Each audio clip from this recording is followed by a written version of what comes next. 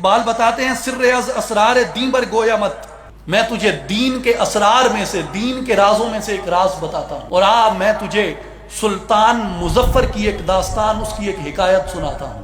اندر اخلاص عمل فرد فرید، بادشاہ با مقام با یزید، کہ اخلاص اور عمل کے اندر سلطان مظفر اپنی مثال نہ رکھتا تھا، اور اقبال کہتے ہیں بادشاہ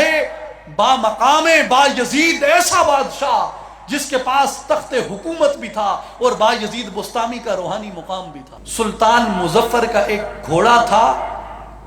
جو سلطان مظفر کو اپنے بیٹوں کی طرح پیارا تھا، اور جس طرح سلطان مظفر خود انتہائی محنتی اور سخت کوش آدمی تھا،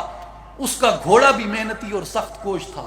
تھکتا نہیں تھا۔ سبز رنگے از نجیبان عرب، با وفا بے عیب پاک اندر نسب، سبز رنگ کا بڑا خوبصورت عربی نسل کا گھوڑا، اور آپ کو معلوم ہے کہ عربی نسل کے گھوڑے، عربین بریڈ دنیا کی سب سے اچھی نسل ہے گھوڑوں کی۔ عربی نسل کا سبز رنگ کا وہ گھوڑا، با وفا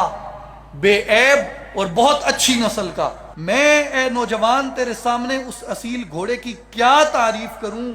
وہ پہاڑوں سے بھی ہوا کی طرح گزر جاتا تھا اور دریاؤں سے بھی ہوا کی طرح گزر جاتا تھا۔ جنگ کے دنوں میں تو وہ یوں دوڑتا تھا میدان کے اندر کہ جیسے بادشاہ نے اپنی کمان سے تیر نکال دیا ہو، اور وہ تیز ہوا کی طرح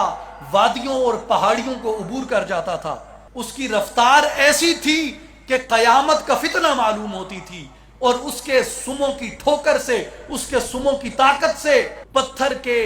ٹکڑے ریزہ ریزہ ہو جاتے تھے۔ یہ ساری تعریف کر کے گھوڑے کی اقبال بتاتے ہیں کہ ایک دن یہ ہوا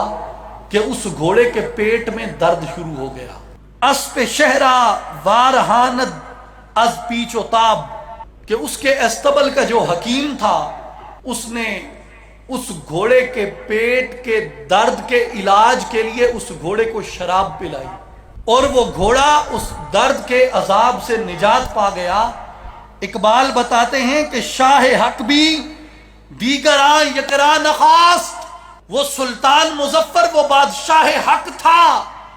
اور اس بادشاہ کے اندر اتنا تقویٰ تھا، اس نے کہا کہ میں دین حق کے لیے لڑتا ہوں، میں دین حق کے لیے جہاد کرتا ہوں، میں ایسے گھوڑے پہ بیٹھوں جس گھوڑے کے حلق میں شراب اتری ہو۔ سلطان مظفر نے کہا کہ اللہ مجھے اور عطا کر دے گا، جس گھوڑے کے وجود کے اندر شراب ڈیل دی گئی وہ گھوڑا اب میدان جہاد کے قابل نہیں رہا، اس گھوڑے کو میں میدان جہاد میں لے کے نہیں جاؤں گا۔